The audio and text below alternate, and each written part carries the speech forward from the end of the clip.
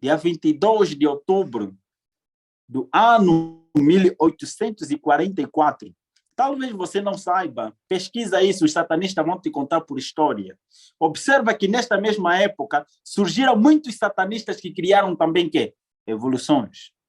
Foi nesta época que Satanás chama Charles Darwin como para ser o fundador do quê? Da teoria evolução. E é mesmo nesta época também onde Deus chama também alguém para se tornar, para usá-la como o quê? Como um elemento, como um instrumento para se tornar, para defender a teoria da quê? Da criação. E observa aqui também nesta época em que surgem vários movimentos.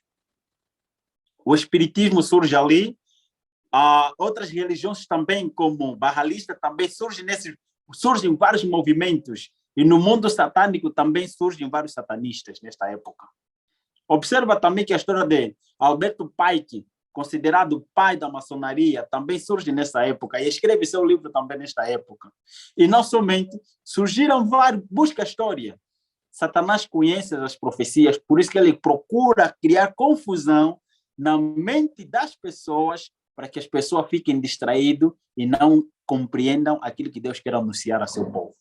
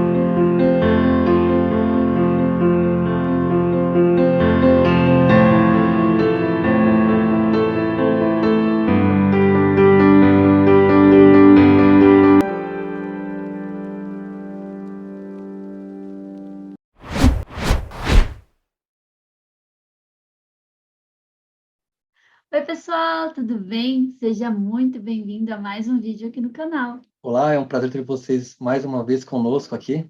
E eu espero que você esteja gostando dessa série que estamos fazendo aqui, que é a série Estudando a Bíblia com Gabriel Estevão, né? Se você chegou aqui pela primeira vez hoje, saiba que nós estamos estudando a Bíblia já há algum tempinho e você pode acompanhar os estudos anteriores, além deste que você está assistindo agora. E isso, tem uma playlist aqui com o nome Estudando a Bíblia com o Gabriel Estevão, onde você pode ver todos os estudos anteriores, como a Drica falou agora.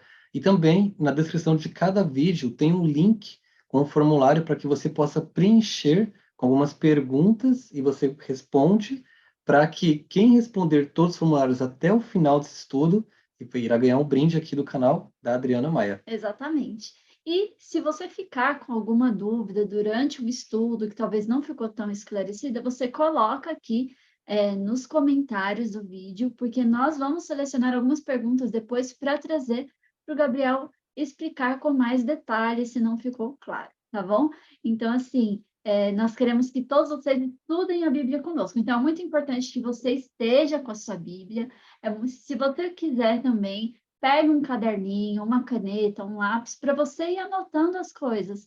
E depois você também pode assistir o vídeo de novo, né? Para não, não perder o conteúdo, se passou assim, falando, peraí, não entendi. Volta lá e assiste do começo de novo. Exato. A ideia aqui da série é desmistificar algumas teorias, algumas dúvidas que as pessoas acabam criando, só que tudo que você tem que ter é a base, que é a palavra de Deus. E a ideia nossa aqui é trazer exatamente central aqui a palavra de Deus. Então, por isso que é importante você pegar a sua Bíblia. Às vezes muda alguma palavra dependendo da versão, mas você vai perceber que o conteúdo, o contexto é o mesmo. Exato.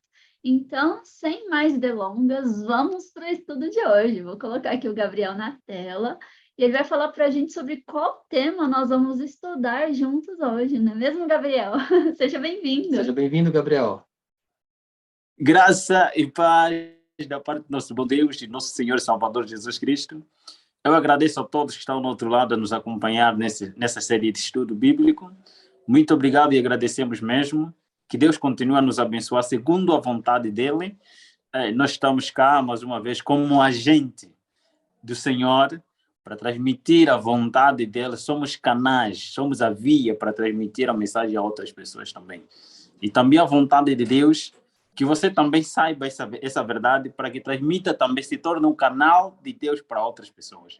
O tema para hoje é muito importante, como a Bíblia mesmo fala, que a salvação, ou o caminho do Senhor está no santuário, dizia o salmista. Então, nós vamos falar do GPS de Deus, o santuário. Nós chamamos de GPS, que quer dizer Gospel Plan of Salvation. O caminho da salvação, okay? O plano da salvação, o plano evangélico da salvação para a humanidade, que Deus estabeleceu, que Deus criou desde o princípio. Ou antes mesmo do princípio, antes de tudo começar, ele já tinha criado o plano da salvação, ou o santuário. Então vamos falar hoje do santuário, o caminho da salvação. Amém. Amém, glória Amém. a Deus. Que assunto empolgante. As pessoas acham, às vezes, que santuário é coisa lá do passado, não tem nada a ver com hoje, né? Exato. Vamos descobrir um pouquinho mais se é relevante o santuário a gente entender para o dia de hoje, para a glória de Deus. Então, vamos começar, vamos orar, pedir a bênção do nosso Deus nesse estudo, né, Gabriel? Vamos falar com o Papai do Céu agora. Senhor Jeová, nosso Deus, nosso Pai, Criador dos céus e da terra, louvado e exaltado seja teu nome, nosso sumo sacerdote, nosso Senhor e Salvador pessoal de Jesus Cristo. Te pedimos neste momento que abra as nossas mentes e perdoe as nossas falhas que nós cometemos durante o dia, através do olhar, do falar, do pensar, do nosso agir, das nossas ações pecaminosas, porque nós possuímos uma natureza pecaminosa inclinada só para o mal. Ajuda-nos segundo a tua vontade e perdoe-nos, Pai, liberte-nos, Pai, do mal que é em nós. Rogamos na graça e nos méritos do Senhor Jesus, que nos conceda o Espírito Santo segundo a sua vontade, para que abra nossas mentes e ouvirmos a tua palavra. Queime os nossos lábios como queimaste o lábio de Isaías, segundo a tua vontade. E essas bênçãos lhe rogamos na graça e nos méritos do Senhor Jesus. Seja feita a tua vontade. Amém. Amém. Para nós começarmos com nós é um estudo bíblico, então, como é um estudo bíblico, um estudo também muito complicado, vamos primeiro buscarmos o que a Bíblia fala acerca do santuário, o que é o santuário, vamos procurar descrever aqui o que é o santuário. Então, Salmos 77, Salmos 77, versos 13. Existem várias versões, mas eu estou com a versão King James em inglês. King James é a versão inglesa. Ok. Porque sim, conhece só. É Salmos, capítulo 77. 77, versos 13. Eu estou lendo na NVI, tá? Que é a nova versão internacional. Ok. O capítulo 77, verso 13 de Salmos. Teus caminhos, ó Deus, são santos. Que Deus é tão grande como o nosso Deus? Amém. Amém. É uma das versões. um pouco diferente. Mas, ok. Tem uma outra versão lá? O meu fala, o teu caminho, ó Deus, está no santuário. Aham, é essa a versão que eu quero. Esta é a versão. Acerta essa que está aí. O teu caminho, ó Senhor, está no santuário. Que quão grande Deus és e quem é a quem nós devemos comparar a ti?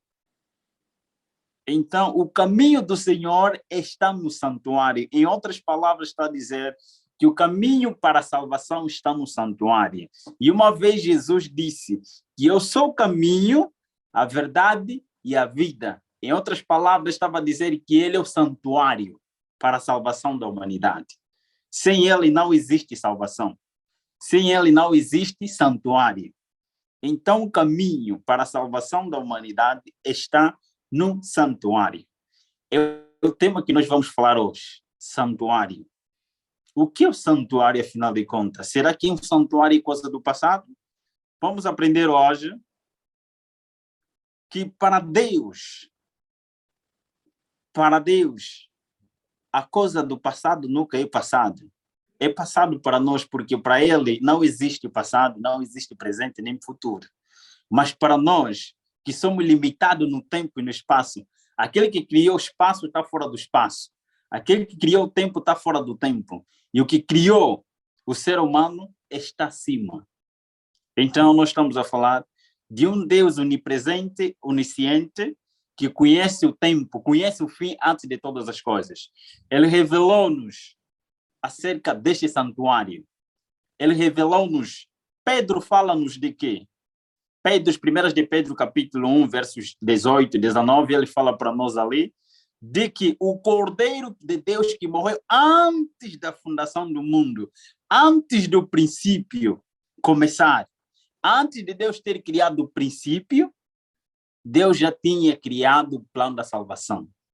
Deus já tinha projetado o plano da salvação para aquele que devia cair. Então, nós vamos falar hoje de um tema muito importante, GPS de Deus. Gospel Plan of Salvation. O plano da salvação de Deus para a humanidade. Então, hoje nós vamos falar, mas o que a Bíblia fala de conta acerca disso? Vamos voltar para falarmos do santuário. O próprio tema do santuário deve começar além. Está além mesmo do Êxodo. Nós encontramos isso em Gênesis. No capítulo 1, versos 1, no princípio. Aí diz, in the beginning, no princípio, Deus criou. É lá onde tudo começa. Deus criou todas as coisas. Deus criou os céus e a terra. Antes de todas as coisas, Deus já tinha projetado o plano da salvação, o caminho para a salvação. Então, vamos falar hoje o que Jesus, muitos até perguntam, onde está Jesus? O que ele está fazendo? Se ele esteve aqui na terra, o que ele fez aqui na terra? Antes de estar aqui na terra, onde é que ele estava? Então, vamos aprender hoje com a Bíblia. Vamos abrir Êxodo capítulo 25, versos 8, e podemos pular para os versos 40. Êxodo 25, versículo 8. E me farão um santuário, e habitarei no meio deles. Amém. Verso 40, né? Sim. Tenham cuidado de fazê-lo segundo o modelo que lhe foi mostrado no monte. Amém. Amém. Quero dizer que alguns pensam que Deus habitava naquele santuário, Deus estava naquele santuário, Deus estava limitado naquele espaço, naquela caixa. Não, Deus é limitado no espaço e no tempo. Deus é Deus. Deus está acima do tempo, está fora do espaço que ele mesmo criou. Ele fez isso. Ele fez isso por causa da mente humana. A mente humana sabe que eu tenho que viver em algum lugar. Eu tenho que ver alguma coisa para crer. O ser humano, desde o princípio, desde o momento em que ele caiu, criou por natureza dentro de nós o espírito de dúvida, de incredulidade. Se não ver, não vou crer. Se eu não observar com meus olhos, não ver e não ouvir com meus ouvidos, eu não vou crer. Então Deus criou, chamou Moisés para mostrar-lhe aquilo que ele planejou. Mas antes dele mostrar, ele já tinha dado esse plano da salvação a Adão e Eva. Depois de cair, Deus chegou até ele e disse, mata este cordeiro. Se você não matar esse cordeiro, não terá salvação. Não há salvação sem derramamento de sangue. Então você pecou e você merece a morte. E como você merece a morte, alguém vai morrer em teu lugar. Então você tem que matar esse animal. E este animal que você vai matar simboliza aquele que há de vir. Naquela época, aquele que iria de vir. Esse seria Jesus Cristo, o prometido. Então, neste exato momento, diz-nos a história que quando Deus chama Moisés para revelar a ele o que Moisés devia fazer com seus servos, que ele devia estar no meio deles, Deus já estava no meio deles. Deus não precisava de um santuário, mas os seres humanos que estavam presentes precisavam do santuário para eles adorarem, para eles verem que Deus está aqui. Não porque Deus queria, não, porque o povo precisava. As pessoas que estavam lá presentes precisavam disso. Então Deus fez por causa deles. E a constituição do santuário, diz-nos o próprio versos, façam conforme o modelo que lhe mostrei. O modelo que Deus mostrou a Moisés, dizem-nos alguns estudiosos que o modelo que Deus mostrou não existia um lugar pátio, chamado pátio. Somente o Santíssimo e o lugar santo. O lugar santíssimo, para nós começarmos a detalhar a história do santuário, devemos começar no princípio. Ou antes do princípio do nosso princípio. Vamos falar antes do princípio do nosso princípio. E antes do princípio do nosso princípio, estamos a falar do lugar chamado Santíssimo, ou Santo dos Santos. Neste lugar chamado Santo dos Santos, estava constituído, ou estava os seguintes elementos. A Arca da Aliança, ou a Arca da Aliança. Esta Arca da Aliança estava constituído por, de um lado, por cima estava 2 querubins, e no meio estava a presença, estava lá o Shekinah, que representava a presença de Deus, representação de Deus, Shekinah no meio desses 2 querubins de ouro, e por baixo disso estava a lei de Deus, que representa o trono. A lei de Deus está baseada ou está alicerçada pela sua lei, pelo seu caráter. E entre eles estava também, ao lado estava o quê? Maná. E a vara de Arão. Cada símbolo ou cada elemento que estava neste lugar tinha um símbolo. Ok, estamos a falar que Arão, a vara de Arão, lá não existe no lugar santíssimo do céu. O maná não existe lá no lugar santíssimo do céu. O que existe é a lei, os 2 querubins e a presença, que é Shekinah, a presença de Deus lá. Então nós estamos a falar onde tudo começou. A lei de Deus é a base do trono de Deus. Por isso que estava por baixo. E por cima estava o próprio Deus. E de lado estavam os 2 querubins. Esses 2 querubins guardadores, nós sabemos, dizem alguns estudiosos, teólogos e não só, que um deles representava aquele que caiu, que é chamado também, que nós estudamos até acerca desse, nós aprendemos acerca de Lúcifer, como é que ele caiu, que é também chamado de guardador, anjo guardador ou querubim guardador, que entre esses 2 existia um que representava ele e o outro que nós sabemos e é conhecido por todos, Gabriel. Alguns estudiosos, outros discordam, mas alguns discordam e outros concordam que é o Gabriel. Então eu concordo, eu me alio àqueles que concordam que aquele a seguir é o Gabriel. Então, lá estava. Neste lugar, Deus não estava naquele lugar chamado lugar santíssimo do santuário terrestre. Aquele é um símbolo para a mente humana, porque Deus não estava limitado naquela caixa. Só para especificar, Deus não estava limitado naquela caixa. Ok? E no lugar santo, o lugar santo é a representação, segundo alguns estudiosos, o lugar santo, onde estavam alguns elementos importantes para a salvação da humanidade, lá estava o candelabro, ou o candeeiro, que tinha 7 braços, e esses 7 braços tinham significado, iluminava, é o símbolo da Igreja de Deus nos 7 períodos, tanto no Antigo como no Novo. Tanto no Antigo, antes de Cristo, como depois de Cristo. Estamos a falar aquelas lâmpadas. Até o Apocalipse fala de candelabros. Fala mesmo do candelabro que estão com o nosso Senhor Jesus Cristo. Então, é símbolo do povo de Deus em todas as épocas. aquele que deve brilhar, deve transmitir a vontade dele a todo mundo. E no outro lado também estava os pães, ok?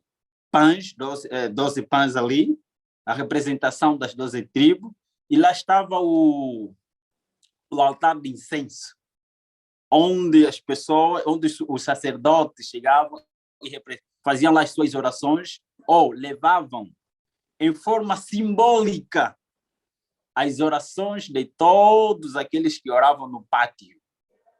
É o símbolo da presença do Espírito Santo como intercessor, aquele que vai interceder diante de quem? De Jesus.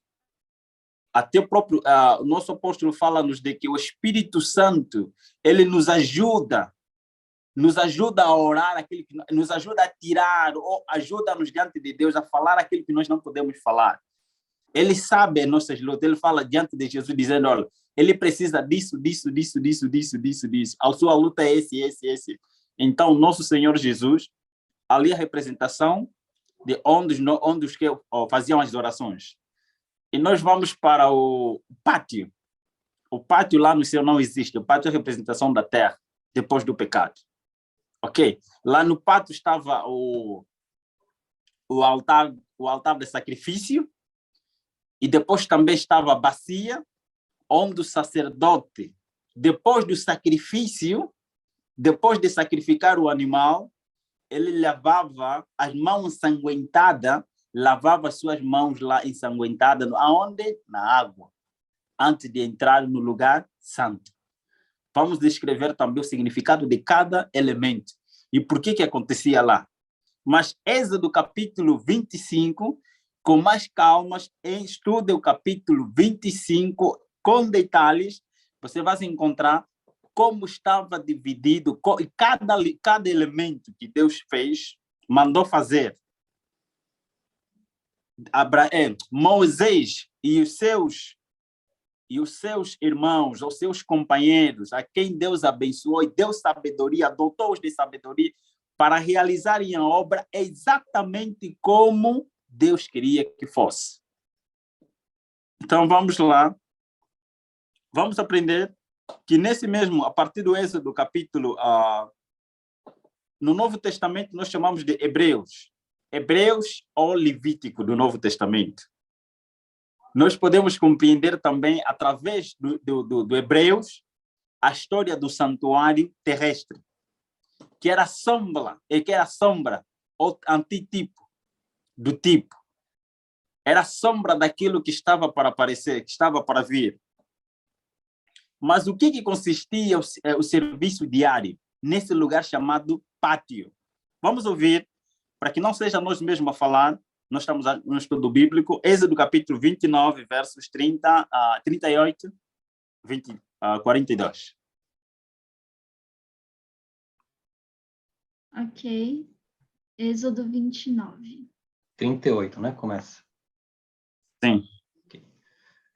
Isto, pois, é o que oferecerei sobre o altar: 2 cordeiros de 1 ano, cada dia continuamente. Um cordeiro oferecerás pela manhã, e o outro cordeiro oferecerás à tarde.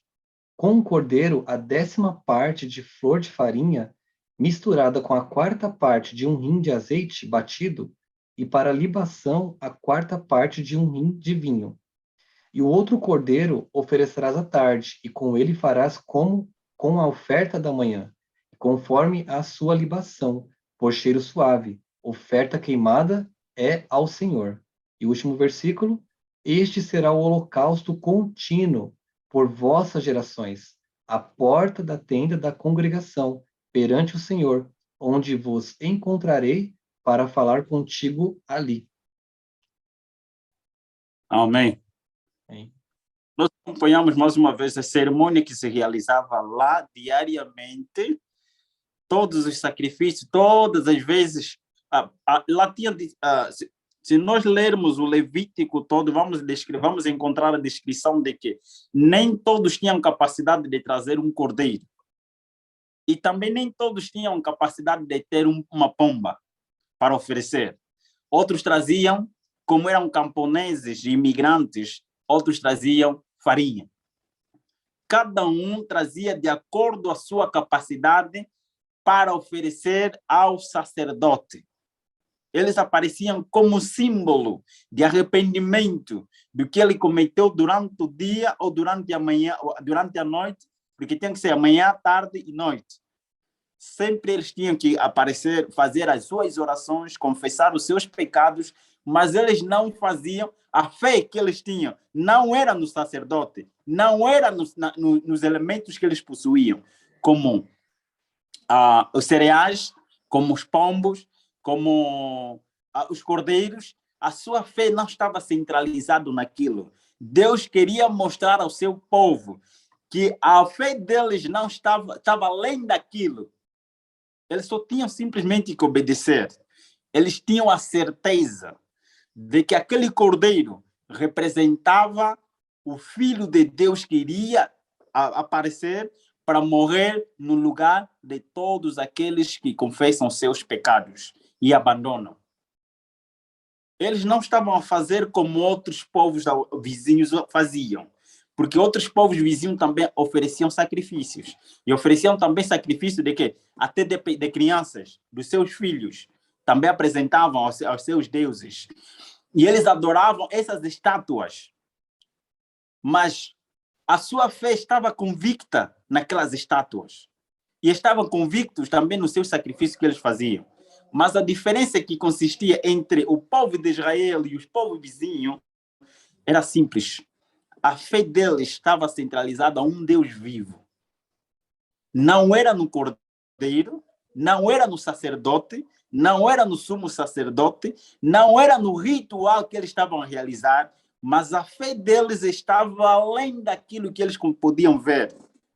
A sua fé estava no Deus dos seus pais, o Deus de Abraão, aquele que não pode ser visto com nossos próprios olhos físicos, mas aquele que deve ser visto com olhos da fé. Então, o sacrifício para eles representava Jesus Cristo. Eles tinham a fé no Messias. Por isso que até agora o povo acredita, alguns deles acreditam que o Messias ainda não chegou e tinham fé nesse Messias. É só para nós continuarmos com nossos estudos. Nós aprendemos que aquele sacrifício diário representava Jesus e a fé dos povos de Israel estava além do sacrifício. Até antes mesmo do próprio povo de Israel, os nossos pais, os patriarcas, também ofereciam sacrifício de animais. Nós podemos encontrar isso na história de Moisés, não só na história de Moisés, estamos a falar na história de Abraão, na história de Enoque, na história de Adão, nosso pai, o primeiro homem, a história de Noé.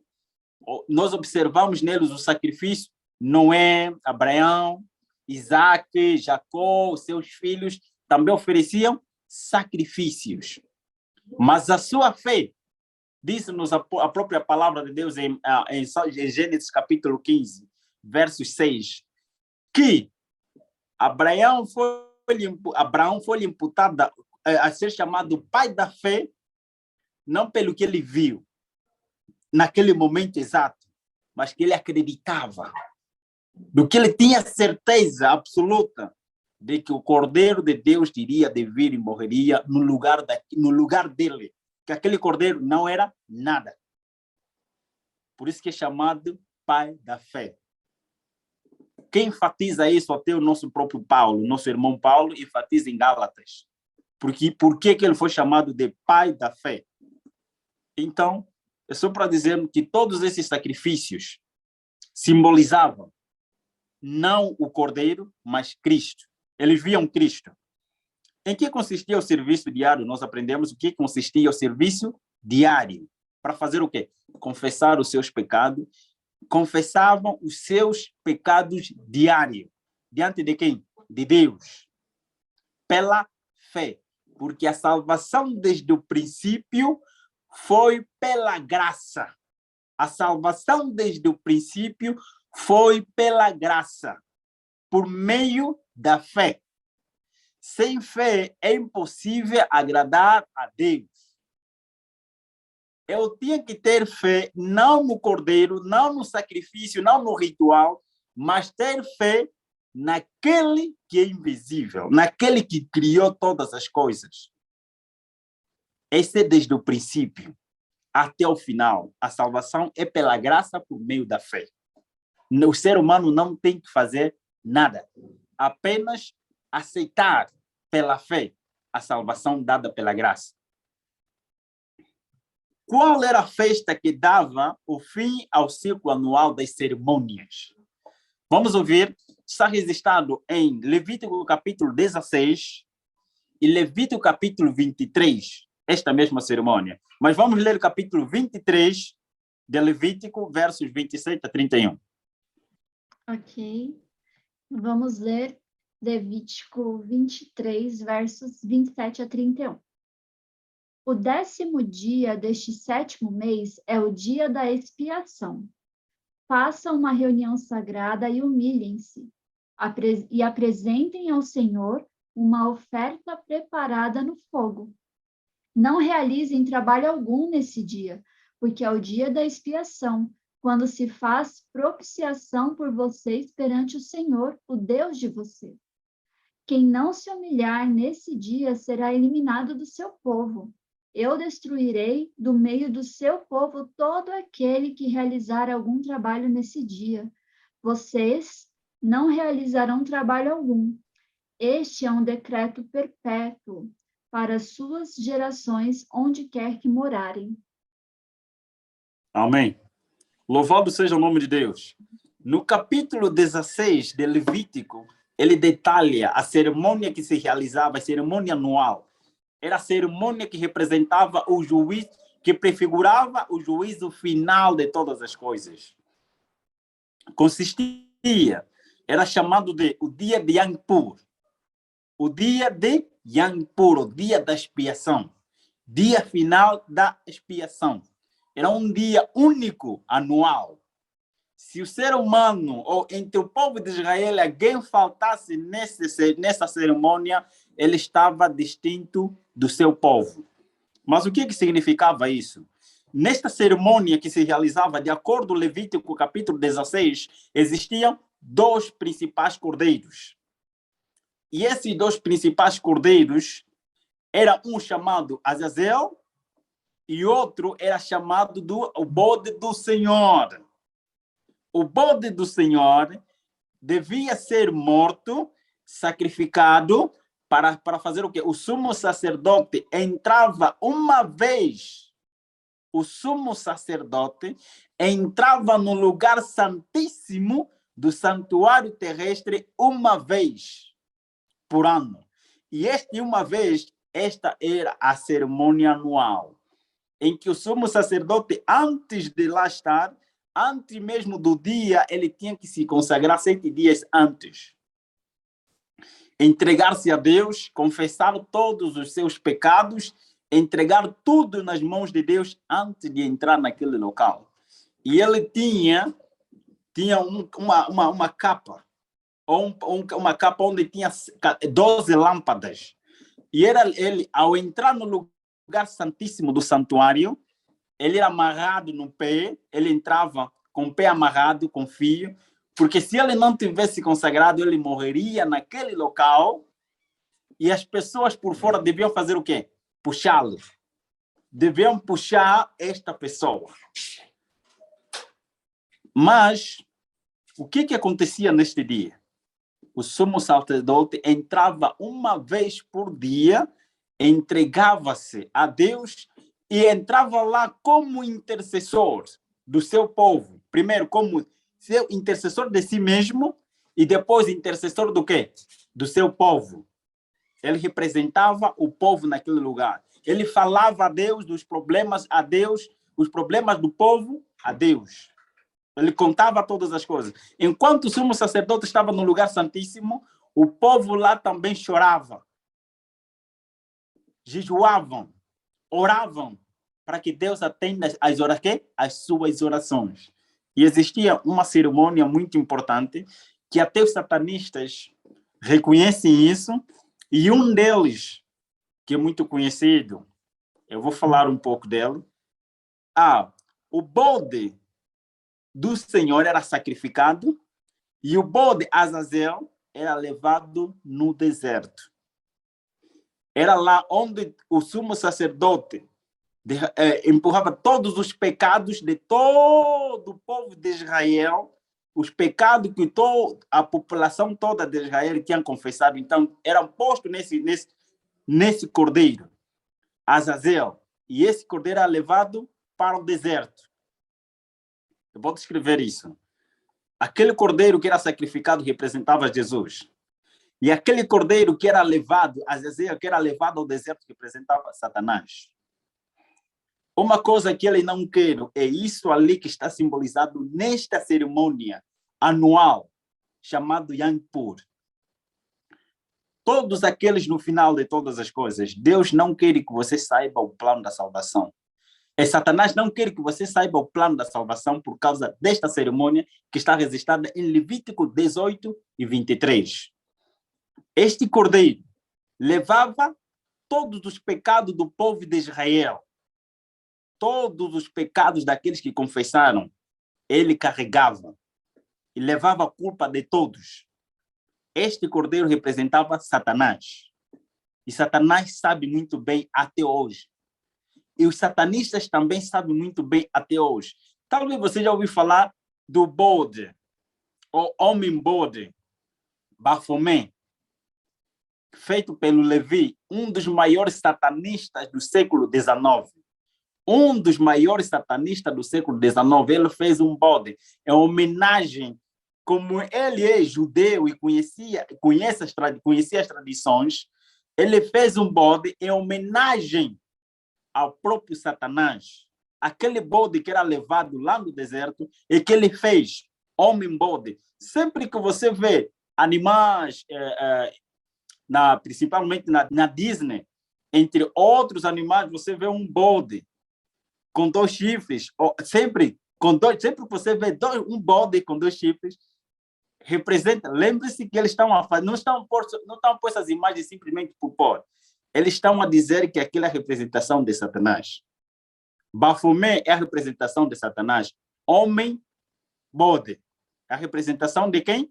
De Satanás. E agora, que Satanás, sabendo disso, dessa história, o que ele faz?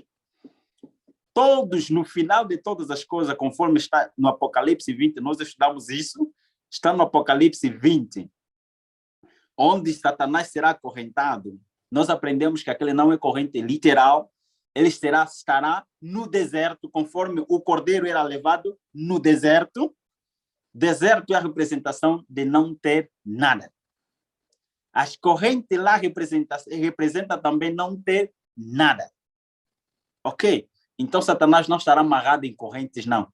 Ele estará isolado, conforme é o símbolo do cordeiro que era levado no deserto.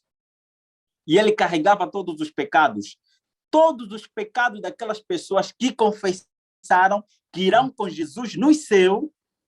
Todos os seus pecados estarão aonde? Estarão imputados a Satanás e os seus anjos. Por isso, Satanás luta, nós aprendemos que Satanás luta hoje para que você não saiba a verdade da salvação. Porque se você saber a salvação e aceitar a Jesus Cristo como Senhor teu da vida e teu Salvador pessoal, automaticamente o teu pecado, depois de você morrer, ou quando Jesus voltar, o seu pecado vai para ele vai sofrer mais. Mas se você morrer nos teus próprios pecados, o teu sofrimento será para ti mesmo, será um alívio para ele e os seus anjos. Deus não preparou fogo para o pecador, para o ser humano. Deus preparou para Satanás e os seus anjos. Se queres confirmar, Jesus falou isso para nós em São João capítulo 5, versos 28. Você pode estudar isso a partir do verso 25 em diante. Ele fala de que o fogo que está preparado para Satanás e os seus quê? E os seus anjos. E Pedro também fala que Deus preparou fogo não para os homens, mas para Satanás e os seus anjos. É só para dizer que nesta cerimônia de Yom Kippur era uma cerimônia muito importante. E é também importante para nós hoje. A história do santuário é muito importante, não somente para o povo de Israel, mas para nós hoje também. Porque é importante que nós conheçamos a história do santuário terrestre para que nós compreendamos a história do santuário celestial, onde o nosso sumo sacerdote, Jesus Cristo, intercede ao nosso favor, de acordo com Hebreus, capítulo 4, versos 14. Gostaria que a irmã lesse só capítulo 4 de Hebreus, versos 14 a 16. Ok, vamos lá. Capítulo 4 de Hebreus, versos 14 a 16.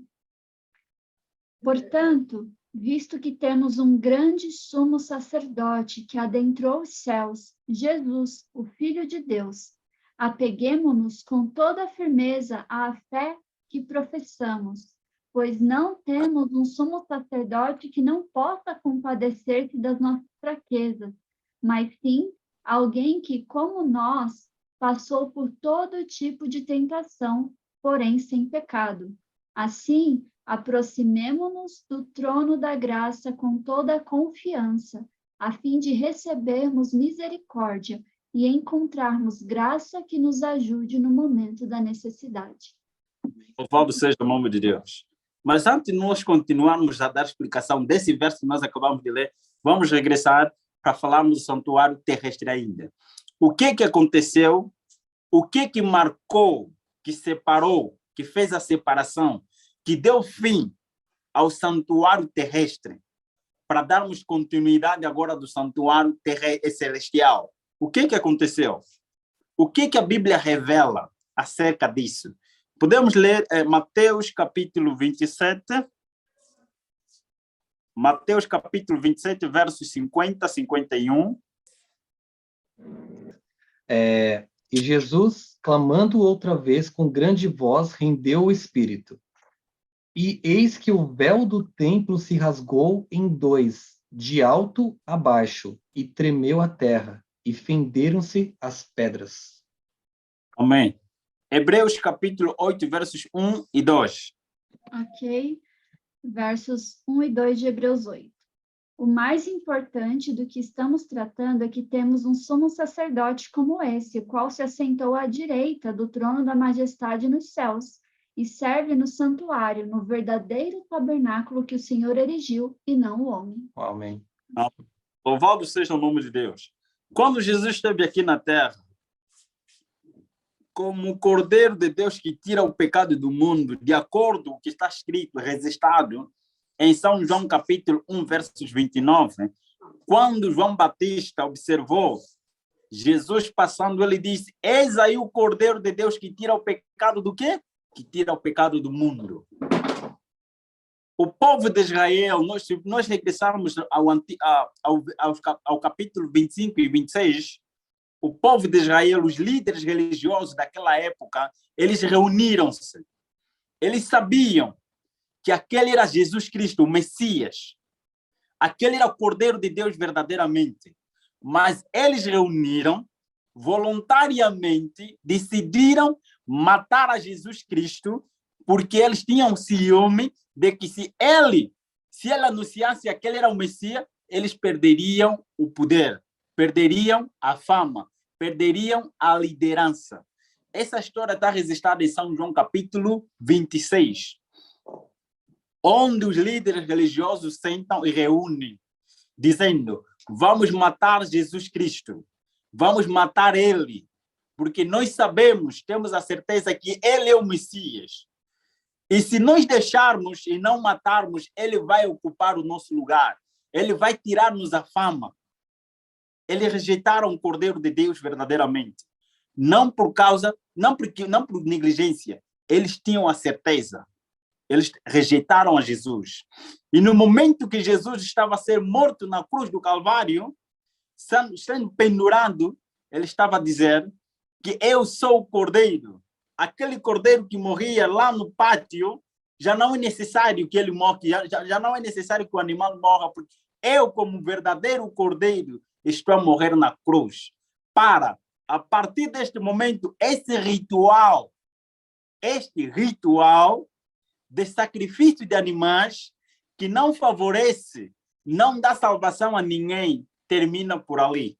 Agora, eu, verdadeiro Cordeiro de Deus, estou aqui. Preciso, e vocês precisam que saibam que eu sou o verdadeiro Cordeiro. Por isso, que a cerimônia do santuário terrestre, tudo que acontecia no pátio, deu-se o final. Aquele cordeiro que era crucificado, que era morto lá no altar de sacrifício. Lá estava Jesus, no altar de sacrifício. Observa que Jesus também morreu no monte. Jesus morre no monte, na montanha. E lá também o animal era sacrificado aonde? Era posto no monte. Observa-se o símbolo. E depois de Jesus ter morto, o que acontecia? Os homens que estavam lá antes de ser morto, depois de ser morto, os soldados que estavam lá, o que eles fizeram? Pegaram uma flecha e furaram o corpo de quem? De Jesus. O que saiu de lá? Água e sangue. Como se fosse o sumo sacerdote, depois de lavar, depois de sacrificar, ele vai na bacia da água, limpa e faz o quê? Lava as suas mãos. Água e quê? E sangue. É o símbolo de Jesus. Tudo que estava naquele lugar representava Jesus. O altar era Jesus na montanha. Sendo morto aonde? No Monte do Calvário. Monte do Calvário. E lá, depois de entrar, depois de Jesus ter morto, agora, todas as coisas que se realizavam no lugar, no santuário terrestre, tudo terminou. Ali terminou o fim. Aí era o fim de todas essas coisas. Agora Jesus, como nosso Cordeiro, morre e ressuscita onde? No terceiro dia. Morre na sexta-feira, sábado ele repousa de acordo com o mandamento que ele mesmo criou. É só para dizer que ele fez uma recriação. Ele está a dizer, no princípio eu criei todas as coisas. Ou antes do princípio, eu criei o princípio. E como criei o princípio de todas as coisas, eu dei também o fim de todas as coisas. Estou a dizer, eu sou o princípio. Eu criei o princípio e estou a renovar esse novo princípio que estou a criar. A partir do momento, eu dei o meu sábado no princípio como um dia de repouso. Eu sou aquele que criei o 7º dia da semana. Então, eu vou repousar de acordo com o mandamento que eu mesmo estabeleci. Porque o mandamento para ele é o seu caráter. Ele repousa na sexta-feira, dorme na sexta-feira e o sábado todo ele repousa, guardando, dando como um sinal da redenção. Sábado foi um sinal da criação para que toda criatura reconhecesse que ele é o Criador, que ele é o dono de todas as coisas e no momento que ele morre, ele dá ênfase novamente de que este dia é um dia da redenção. É um símbolo da redenção. Se você me reconhecer como seu salvador pessoal, como Senhor da tua vida, eu sou o Senhor deste dia. Eu fiz esse dia e refiz novamente, repouso nesse dia. E ressuscitou no amanhecer do primeiro dia da semana. Ele repousou de acordo com o mandamento. Sábado, ele sabe que é o dia dele. Por isso que ele repousou e levantou, ressuscitou no terceiro dia da semana. E para se cumprir também os dias de Páscoa, ficou com o povo, foi ao céu, apresentar-se diante do Pai, diante do quem? Do seu Pai, lá no lugar santíssimo, dizendo, olha, Pai, eu fiz o que o Pai mandou. Eu realizei a minha missão. A minha missão está cumprida. E como está cumprida, eu estou aqui. Por isso que ele disse na mulher, não me detém ainda. Eu ainda não subi para o quê? Para o meu Pai. Ele precisava apresentar-se. E quando ele foi, apresentou-se, ele voltou novamente. E veio ter com o quê? Com o povo de Israel, com seus amigos, para dizer que ele é o Cordeiro de Deus. Já não precisam mais de sacrifício. Eu sou o Cordeiro de Deus. Eu morri, ressuscitei, estou aqui, me vê. Nós acompanhamos essa história através de Atos. Nós podemos ver em Atos, capítulo 1, onde Jesus aparece. Nós podemos testificar também em Lucas, capítulo 24. Nós podemos encontrar isso, a história de Jesus e os seus discípulos. E depois, ele ascende-se. De acordo com Atos, capítulo 1, versos 8, a Bíblia revela-nos de que este mesmo, depois dele subir, apareceram 2 anjos. Este mesmo Jesus, a quem vocês estão a observar hoje, neste momento que está a subir, ele virá da mesma forma que vocês estão aqui? Estão a vê-lo. Mas agora, desde aquele momento que ele subiu, onde que ele está? Onde que ele está? Essa é a pergunta agora. Agora vamos lá. Vamos responder. A Bíblia vai responder onde Jesus Cristo está. Agora vamos abrir Hebreus capítulo. Vamos abrir os nossos livros, Hebreus capítulo 4, versos 14 e 16. Visto que temos um grande sumo sacerdote, Jesus, Filho de Deus, que penetrou nos céus, retenhamos firmemente a nossa confissão, porque não temos um sumo sacerdote que não possa compadecer-se das nossas fraquezas. Porém, um que, como nós, em tudo foi tentado, mas sem pecado.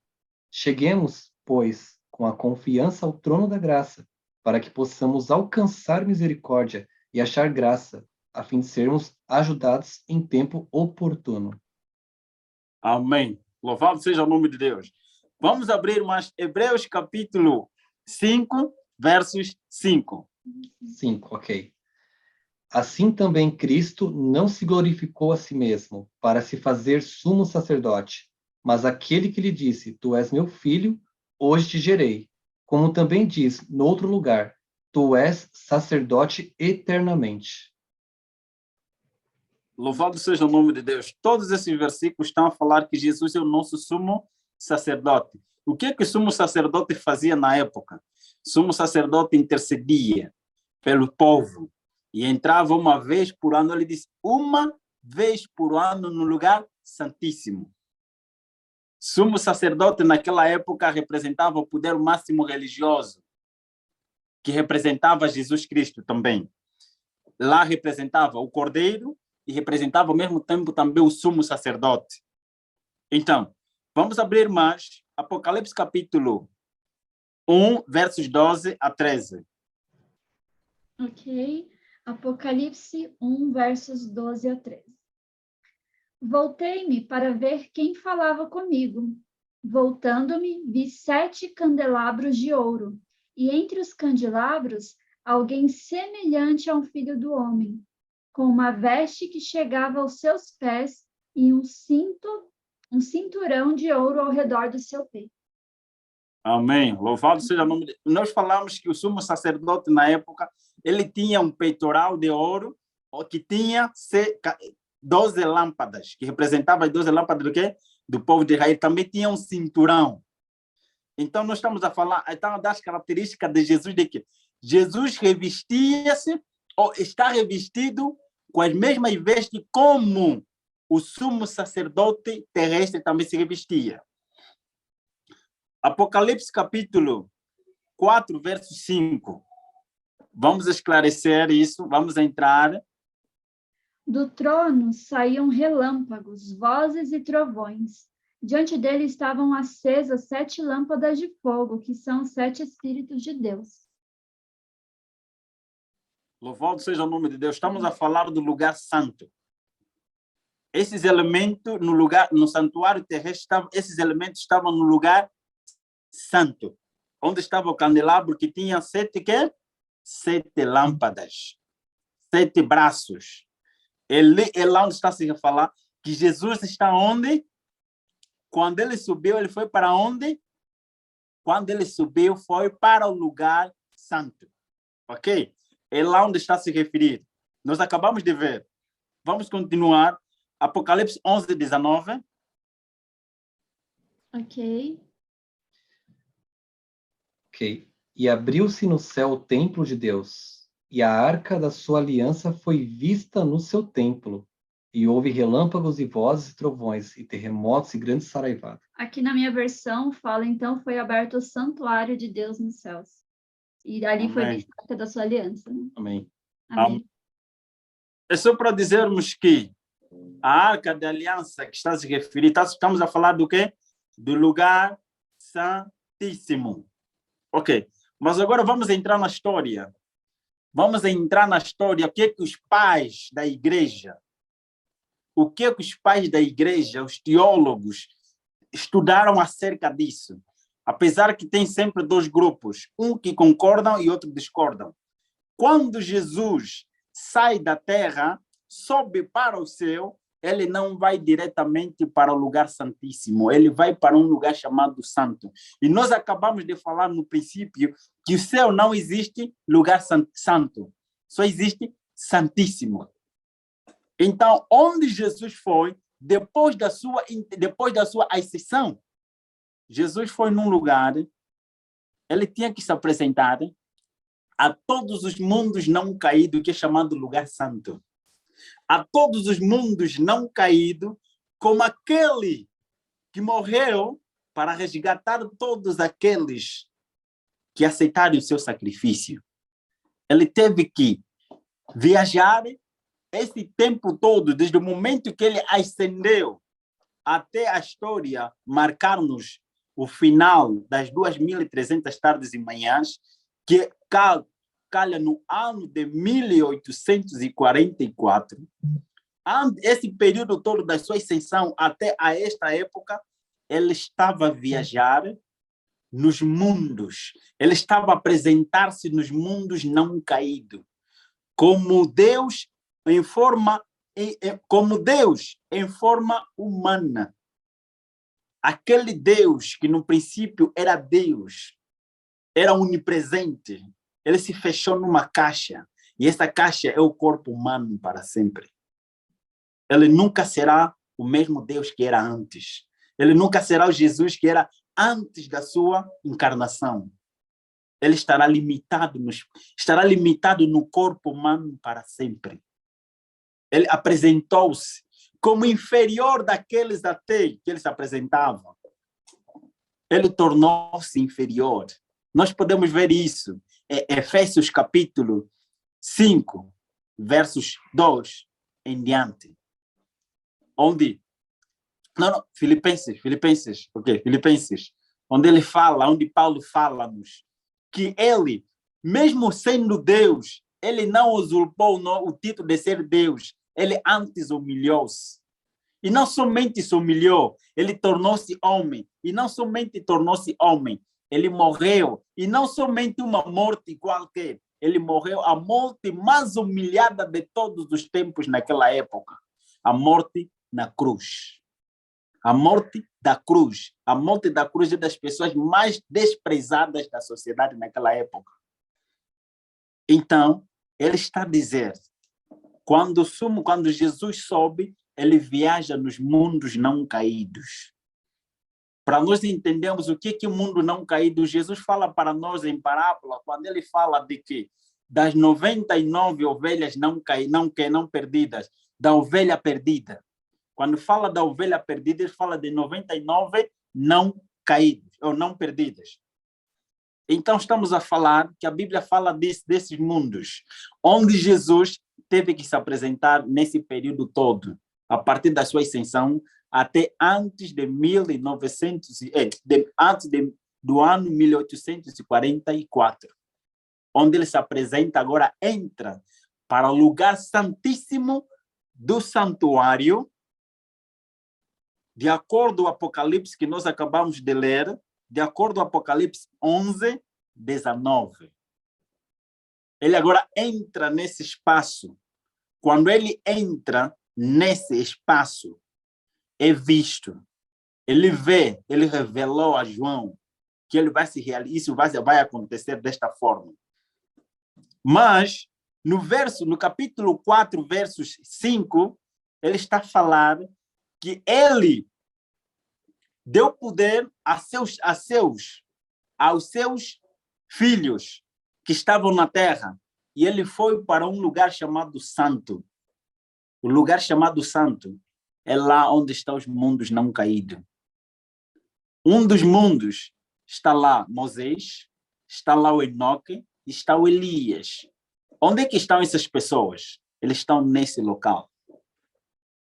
Estão aonde? Neste local, como testemunhas. E não somente esses. A Bíblia também fala-nos de que, depois da morte de Jesus, no momento que Jesus morre, diz que as sepulturas fizeram o quê? Abriram-se. Lembram dessa história? Está registrado.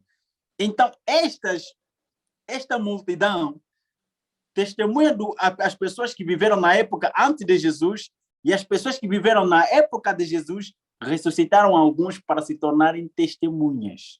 Mas onde está registrado isso? A Bíblia fala-nos, Apocalipse fala-nos de 24 anciãos, número simbólico. 24 anciãos como testemunhas. Ok? Como premissas do quê? Como premissa da obra que Cristo realizou de sacrifício. Então Jesus entra no lugar santíssimo. Ele viaja para todos os mundos não caídos. Quando termina a sua viagem em todos os mundos não caídos, apresentar-se que ele é o Cordeiro de Deus que tira o pecado do mundo, ele salvou a humanidade decaída, a todos ele anunciou. E quando chegou no ano, dia 22 de outubro do ano 1844, talvez você não saiba, pesquisa isso, os satanistas vão te contar por história. Observa que nesta mesma época surgiram muitos satanistas que criaram também quê? Evoluções. Foi nesta época que Satanás chama Charles Darwin como para ser o fundador do quê? Da teoria evolução.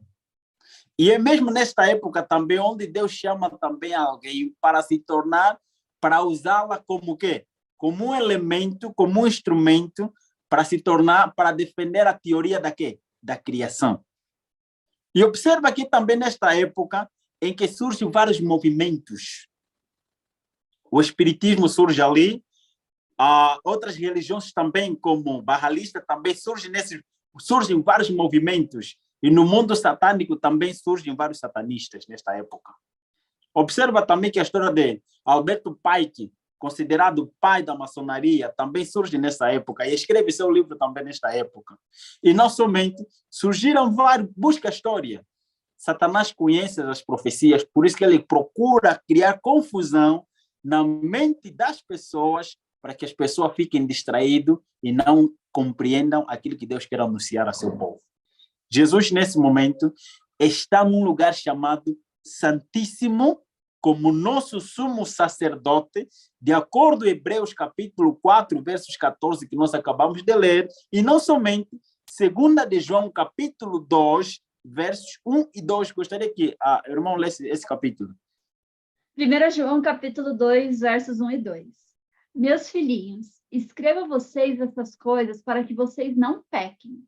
Se, porém, alguém pecar, temos um intercessor junto ao Pai, Jesus Cristo, o justo.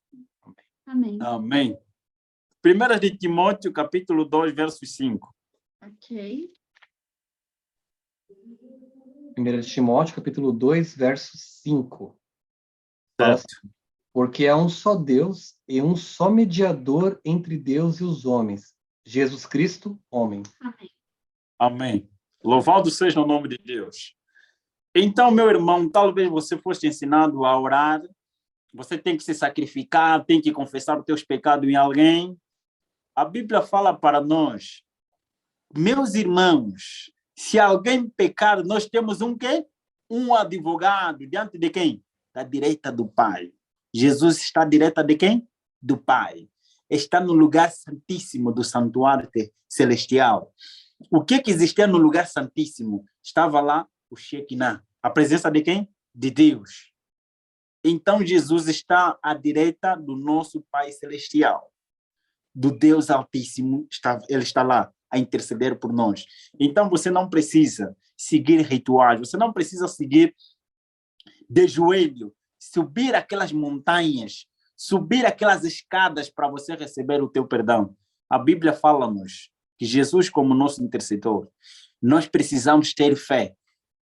Vamos confiantemente a Jesus Cristo, o nosso sumo sacerdote. Aquele não é sumo sacerdote, diz Paulo, de acordo com Hebreus capítulo 10. Ele diz, não é sumo sacerdote como aquele sacerdote que precisava também confessar os seus pecados. E não é com sacrifício de animal que também precisava que não ajudava, não perdoaria pecado de ninguém. Mas com sangue verdadeiro do Cordeiro de Deus, com sangue de Deus, com sangue do próprio quê? Do próprio Deus, o próprio Criador. Jesus Cristo, ele está disposto para perdoar você. Ele está no lugar santíssimo a interceder por nós hoje como advogado fiel, como sumo sacerdote, como intercessor. Hoje ele está como intercessor. Ele está para nos advogar, para nos ajudar. Neste momento, ele está a dizer para si, filho, dá-me o teu coração. Filho, eis que estou à porta do teu coração. Eu não sou violento, eu estou à porta do teu coração. Se você ouvir a minha voz e abrir a porta do seu coração, eu entrarei em sua casa e cearei você comigo. Assim também, como eu venci na graça do meu Pai, se você também vencer, você vai se sentar comigo, como eu estou sentado diante do meu Pai. De acordo com Apocalipse, capítulo 3, versos 20 e 21. Nós acabamos de ler o que está lá escrito. Eis que estou à porta e bato. Se alguém ouvir a minha voz, entrarei em sua casa.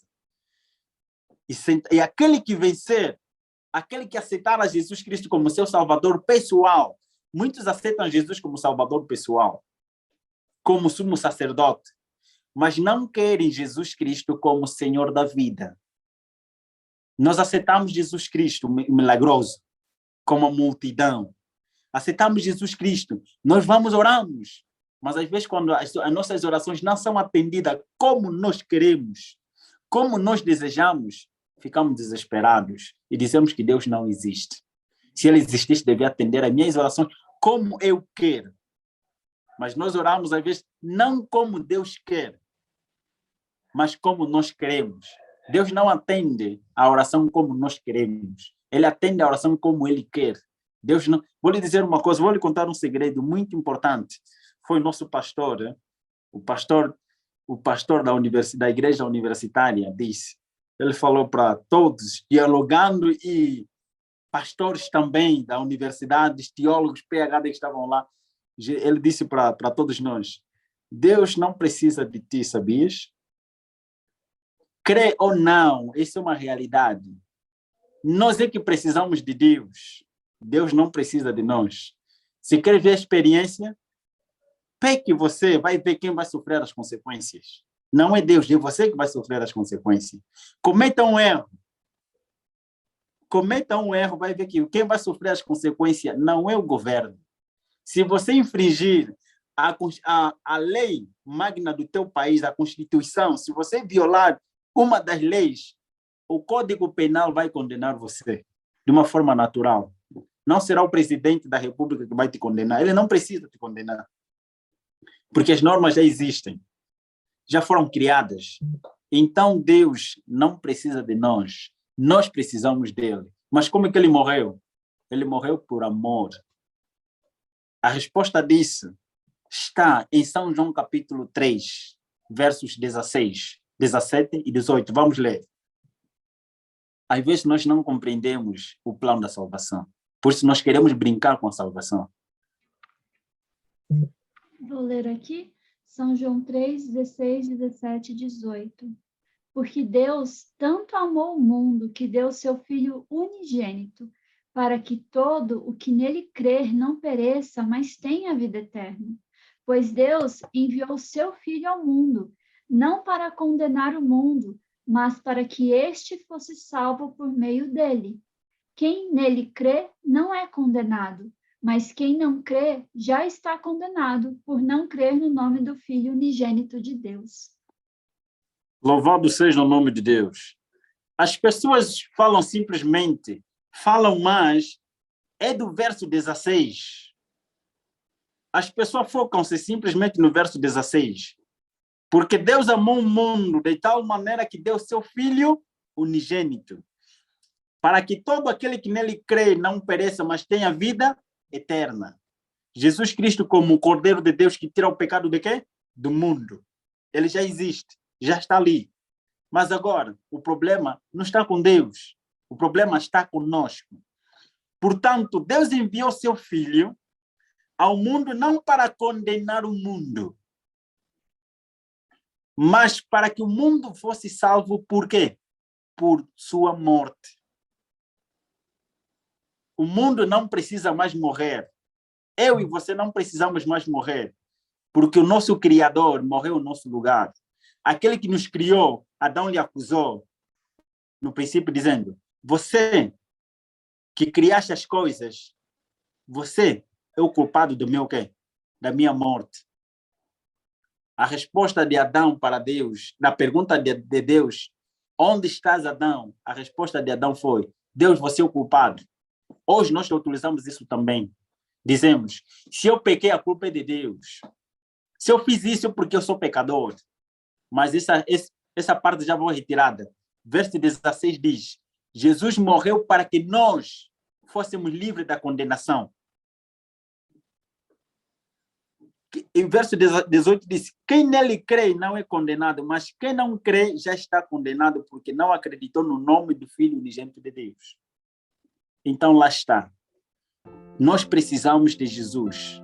Nós precisamos de Jesus como nosso sumo sacerdote hoje, como nosso intercessor hoje, porque amanhã ele vai se tornar o juízo final. Ele vai se tornar o júri final. Ele não quer nos condenar, ele quer nos salvar. E a salvação é hoje. A salvação é agora e hoje.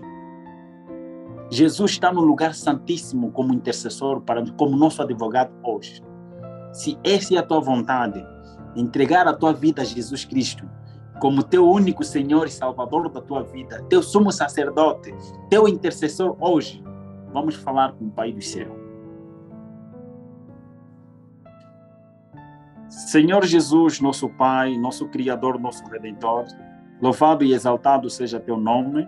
Nós sabemos que a história do santuário, o tema do santuário é tão vasto que não falamos nem tão só a metade dela e não descobrimos, não aprofundamos mais acerca, porque podemos dar continuidade no mesmo tema. É um tema muito longo falarmos do santuário, é falarmos do plano da salvação, é falarmos do caminho da salvação, é falarmos de Jesus Cristo como o caminho, a verdade e a vida. É falarmos detalhes do que está no santuário, porque todas as funções que estavam no santuário é a função também da Santíssima Divindade. Deus de Abraão nos ajude. Abra os nossos corações através do seu Santo Espírito. Convença-nos do pecado, da justiça e do juízo. E nos ajude a andarmos de acordo com a tua palavra, de acordo com a tua vontade. Porque a tua palavra diz: todo aquele que ouve as minhas palavras e as põe em prática é semelhante ao homem que edificou a sua casa sobre a areia, sobre a rocha. E todo aquele que ouve as minhas palavras e não as põe em prática é semelhante àquele que edifica a sua casa sobre a areia. Deus de Abraão, ajude-nos a edificar nossas casas diante da rocha. Lave-nos, Pai, no sangue de Jesus. Lhe pedimos em nome de Jesus, seja feita a sua vontade. Amém. Amém. Amém. Uau, que aprendizado hoje, né? Quantas coisas a gente aprendeu aqui sobre o santuário de Deus, né, William? Exato. E é como nós sempre falamos, né? A Bíblia mesmo, ela se responde. O Gabriel, ele pegou um texto aqui, um texto ali, e vai se completando, né? Vai abrindo nossa mente de Gênesis a Apocalipse. Por isso que é importante a gente não ler a Bíblia conforme nós queremos, como Deus quer que nós leiamos, né? Então, por isso que você tem que pedir o Espírito Santo nesses estudos bíblicos. Você tem que estar com sua Bíblia na mão, acompanhando grifando, já anotando as perguntas também. Coloque nos comentários aqui também, que nós vamos trazer, pela graça de Deus, o Gabriel para respondê-las. Exato. Então, se ficou ainda alguma dúvida sobre o que foi estudado hoje, tá?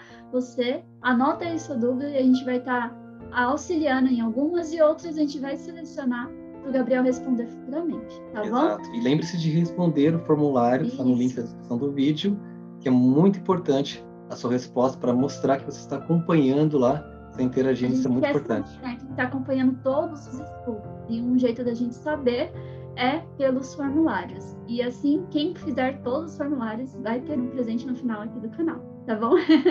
Então, que Deus abençoe a sua vida e nós nos vemos no próximo estudo aqui, tá bom? Deus Até mais, abençoe. pessoal. Deus Tchau, tchau. abençoe. Tchau, tchau. Bem, amém.